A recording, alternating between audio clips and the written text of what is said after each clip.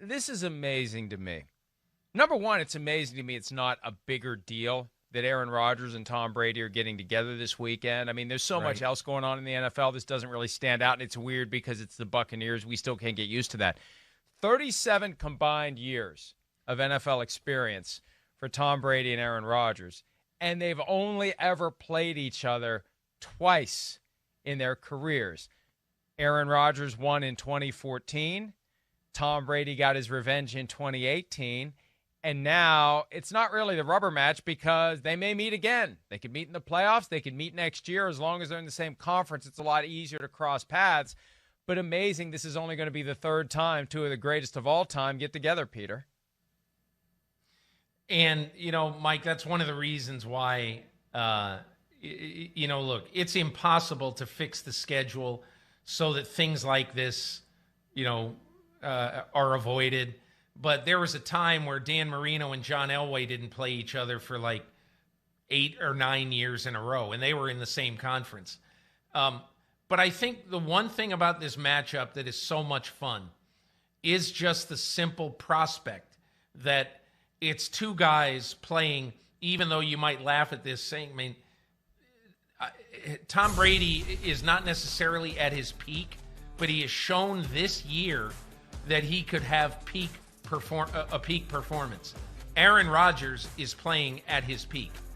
And what is so impressive about those numbers on the left-hand side, I went back last week. It's going to be in my column on Monday. I went back last week and looked at the starts of seasons, his MVP seasons, for Aaron Rodgers versus his 2 MVP seasons. And this start to the season is better than either one.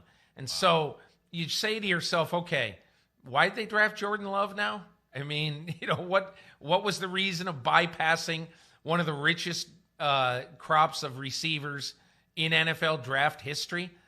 I mean, I'd still look, what's done is done, but that is still one of the most curious things not that you get your quarterback of the future. Truly, I don't think that's outrageous. When a guy's 35 years old and you pick a quarterback, that's not outrageous. What's outrageous, at least to me, and it hasn't come home to roost at all, so I'm wrong. But what's outrageous to me is that they bypassed a receiver, not just in the first round, in the draft. Yeah, and look, it's not just using the first-round pick on Jordan Love. It's throwing in the fourth-round pick so they could move up higher to get him. That fourth-round pick could have been a receiver in a receiver-rich draft like this was. And I still have this theory that Mark Murphy, the CEO of the Packers, who's been more involved in the football operations in recent years, I think that he saw a way to piss Aaron Rodgers off a little bit to make him even better this year.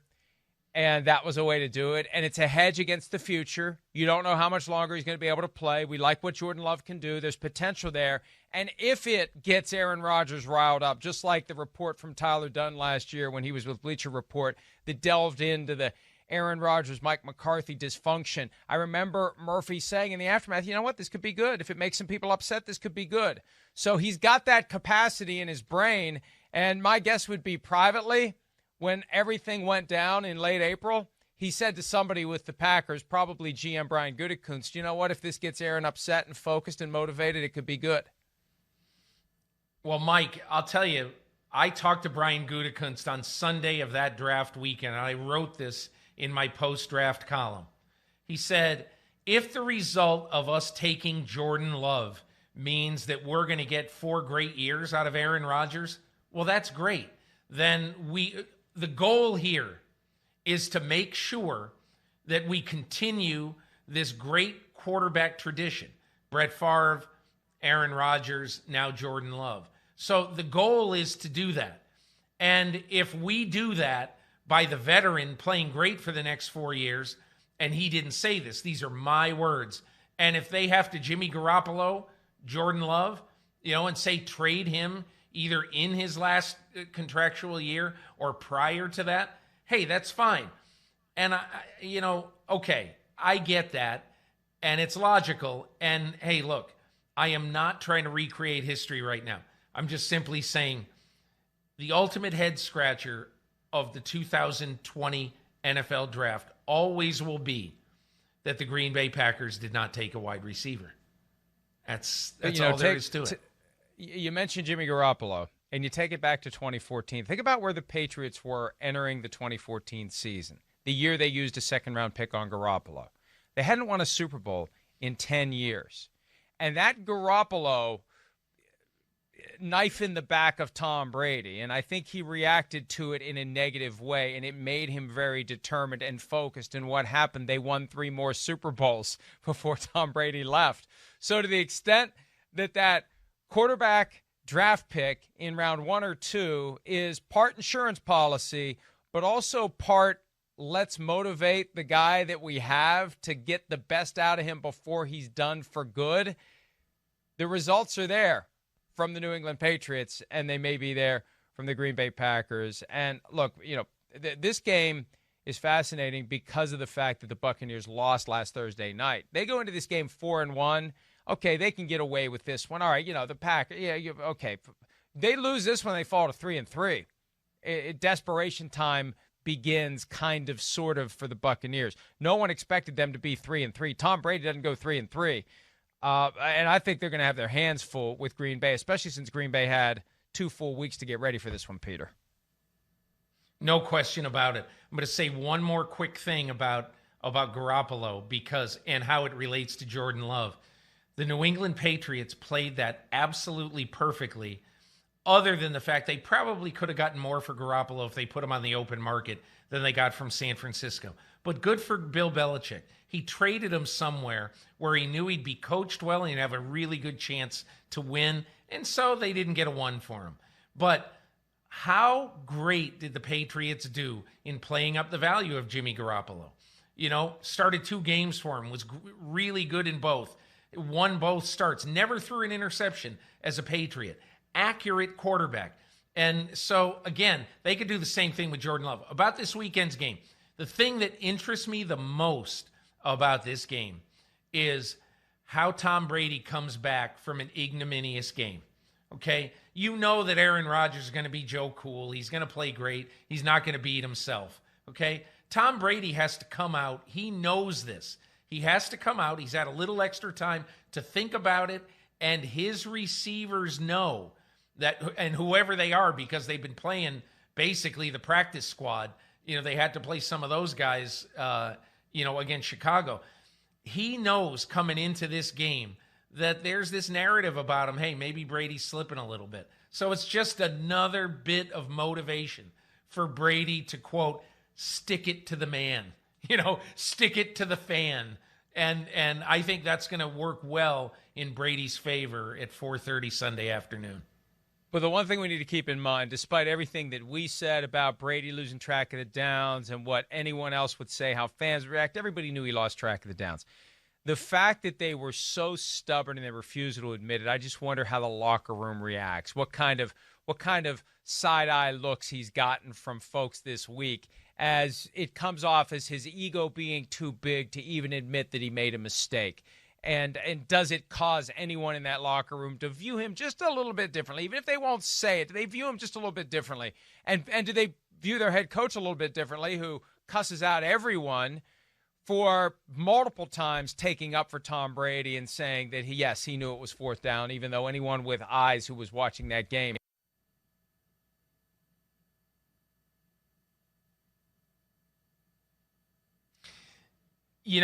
The one thing, Mike, that when I look at this game, other than just the quarterbacks, okay, this is the game that the Tampa Bay Buccaneers need to have their weaponry. Peter? Okay?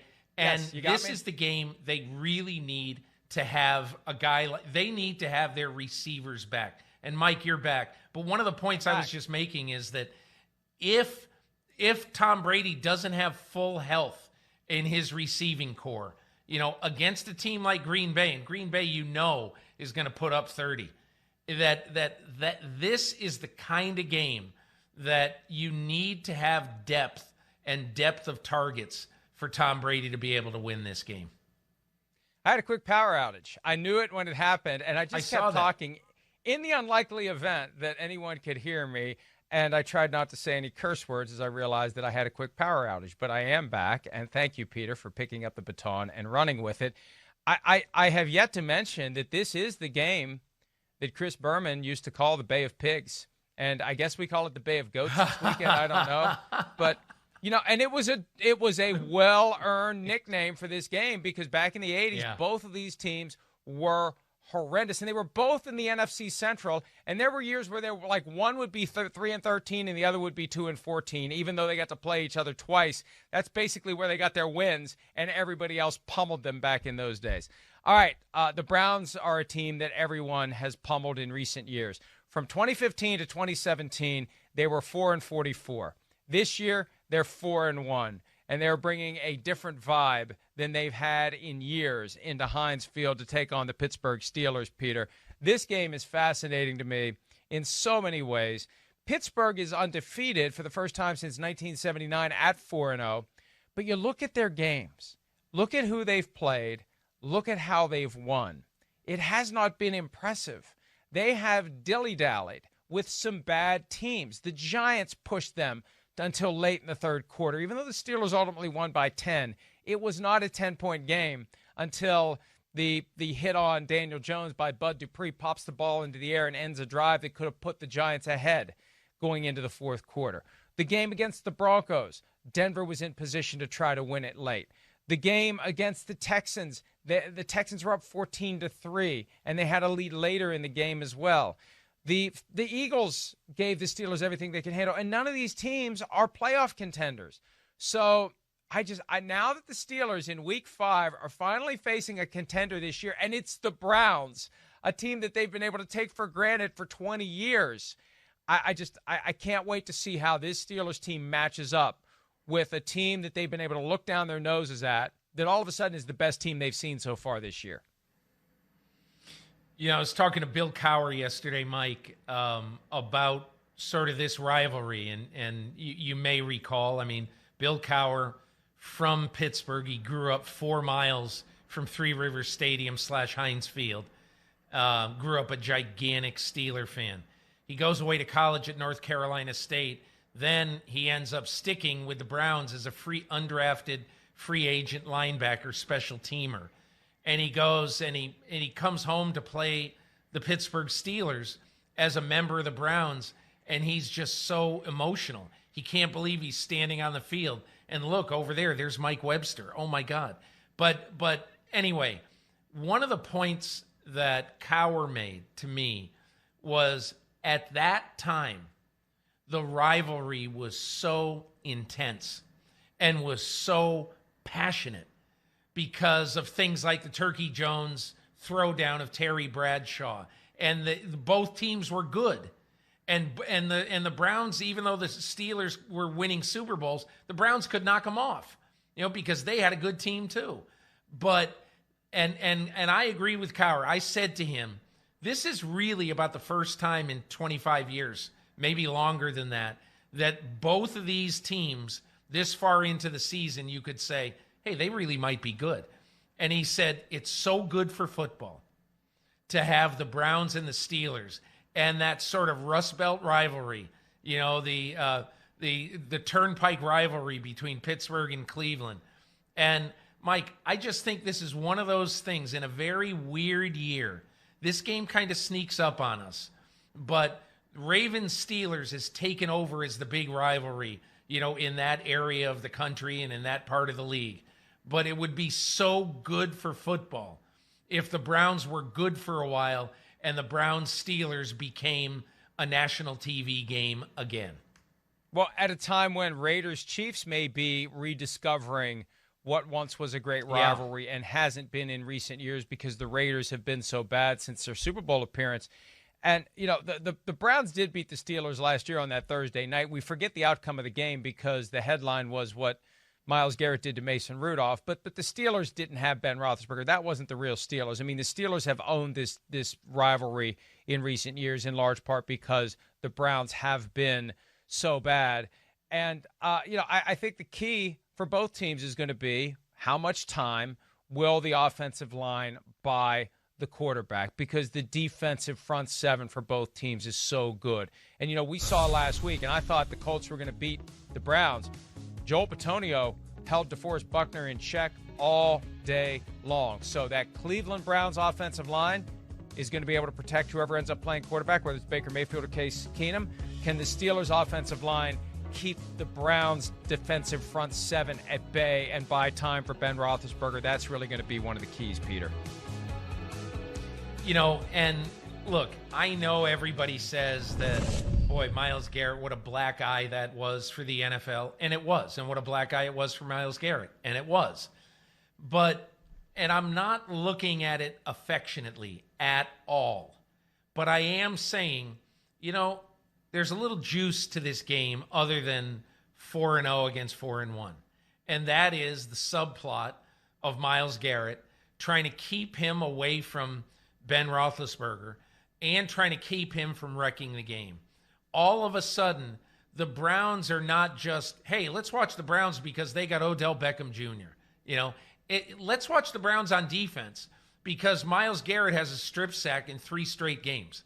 And he's really wrecked some games, kind of like Aaron Donald does. So that subplot really interests me in this game. Hey, look, I'm looking forward to Bucks and Brady and Rodgers too. Don't get me wrong, but there's something about this game. I will watch every snap of this game. The Browns have allowed 6 sacks this year. The Steelers 7, and Garrett has 6 for second in the league. T.J. Watt of the Steelers is 4.5 sacks. He's 5th in the league. The Browns last won in Pittsburgh way back in 2003. That was the year after these two teams met in the playoffs. Now, these are the reconstituted Browns. When you mentioned the Ravens rivalry with the Steelers, that's really the Browns. I mean, the lineage is the Browns. And I know Ravens fans get upset when you say that, and Browns fans get upset when you say it, but it's the truth. The Browns became the Ravens in 1996, and that rivalry has flourished. These Browns were an expansion team in 1999. They did get to the playoffs fairly quickly. They did give the Steelers everything they could handle in a shootout game with, I think, Kelly Holcomb at quarterback, for crying out loud, and yes, Tommy Maddox for the Steelers. Yeah. But that's how long it's been since the Browns have been to the playoffs. This Browns team, since it returned to the NFL in 1999, won playoff berth, that game in Pittsburgh in the wild card round. And, Peter, when you look at the Browns' schedule, we may be able to put it up here, there are 5 or 6 more wins clearly on the surface of the schedule. The question is, how many more than that can they get? But this team is destined to be in the mix for a wild card berth. And look, they may not win the division title. I mean, they got blown off the field by the Ravens, but they get another shot at them coming up later in the year, week 14. But there are plenty of games you can look at and say, there's a win, there's a win, there's a win, there's a win, all the way to 10 wins for the first time in a very long time. It isn't only that, Mike. It's the way they're playing. There's an explosiveness to this offense that simply hasn't been there. And one of the things I really like, too, about Kevin Stefanski is, he's one of these guys. Kevin Stefanski and Matt Rule are incredibly alike in this one regard. And that is that they both basically, they basically are from the Chuck Noll school of the only thing in your life that matters, the only thing, is what happens this Sunday. That's it. Nothing else. We don't care about the schedule down the road. We don't care about this. We don't care. We care about what's the best team and what's the best game plan we can use this week. Within 3 or 4 days of each other, I talked to both guys, both Rule and Stefanski. Stefanski must have said that to me in some form 5 times in 20 minutes. It was, and at the end I said, okay, I get it. But it's just the way he feels. And so I think that's why they look at this game as exactly as they're going to look at when they play the Bengals, which is, this is the championship game of this week. And I think they're going to figure out a way to be explosive. Good on the Browns for not allowing the Nick Chubb injury to really derail them. Because, Mike, what they have done with Dearness Johnson, the undrafted guy from South Florida who nobody ever heard of, and he comes in the game 2 weeks ago in Dallas, and he's awesome. And, you know, you look at this team right now, and you basically say, they are a real threat. This is something that is built to last. So that's the first time you've been able to say that about the Browns in a while. Yeah, and you know, for as dysfunctional as it all was in the aftermath of week 1, when it felt like it was going to be just like last year, with all the talk about how often is Odell Beckham Jr. getting the ball, does he really need to be there? I was a firm believer they should trade him. They found a way to make it work. And now, when you're winning, it works. But Kevin Stefanski has gotten him to buy in. His role is going to change week in and week out. It's going to be driven, like you said, by the matchup. Against the Cowboys, it was OBJ all day. Against the Colts, who were expecting that and who game planned to take him away, they took him away, and it opened up everything else. And, you know, he didn't have the kind of impact that he had against the Cowboys. And that's part of the chess match that goes on week in and week out. And that's what the great coaches do. It's not just my system, my system, my system, and I'm going to use my system no matter what. It's what can I do to ultimately prevail in this game against this offense, against this defense, whatever it takes. And that's one of the reasons why the Browns are on the right track. The Chiefs and the Bills clearly on the right track, although not recently. I'll tell you what, this early Monday night game got a lot more interesting when the Bills got blown out by the Titans and when the Chiefs lost to the Raiders, because now there's urgency that wouldn't have been there. If both of these teams are 5-0, oh, hey, this is a battle of unbeatens. But whoever loses is still feeling pretty good. Whoever loses this one may be feeling not so good, because to go from 4-0 to 4-2, it may make you a little bit concerned about where you really are, Peter. For some reason, Mike, I view this game as being a little bit more important for Buffalo. And I'll give you 2 reasons why. Number one, they were riding such a high going into Tennessee. And then basically a team that hadn't had a real practice for 17 days, since 2.5 weeks ago Friday. The Titans just manhandled the Buffalo Bills. And so you're Buffalo, and all of a sudden you say, man, that really was a punch in the jaw. But it isn't just for the team. To me, it was for the quarterback, because Josh Allen basically looked like Josh Allen of 2018. It looked like he got shook up a little bit. And look, his first interception that went right through Andre Roberts' hands, I'll blame Josh Allen mostly for that, because it was so far behind Andre Roberts. But the fact is, that was a poor throw. Roberts probably should have had it, but it was a poor throw, and it was intercepted. That's the time when you need to sort of settle, and you need to say, okay, we're going to be all right. It's fluky play. It's one play. And it just never really got consistently better. And so Josh Allen now has his second huge game in a row. Second huge national TV game in a row. And all of a sudden now there's going to be a little bit more focus on him. He's gone from being one of the MVP frontrunners to, is what we saw in the first month a mirage? And I don't think it was. But he's got to play better in this game, I think, to sort of assuage all doubts about his performance in Tennessee. Yeah, I think what you're saying is this, Peter. The Chiefs know who they are.